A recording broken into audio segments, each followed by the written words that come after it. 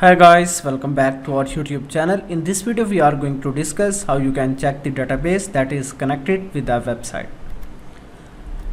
For example, let me show you this. This is a website that is hosted in Hostinger hosting package.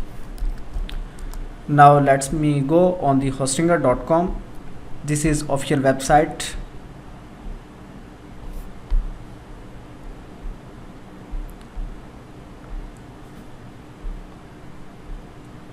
And after that it will take just few seconds to log.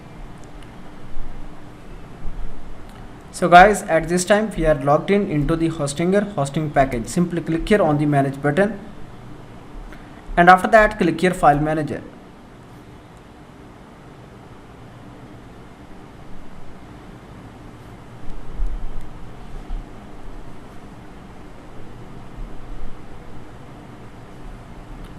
Now simply you can click here public HTML, and after that here you can see these are the domains, subdomains, as well as for the main domain this is wp admin, wp content. This is the main directory.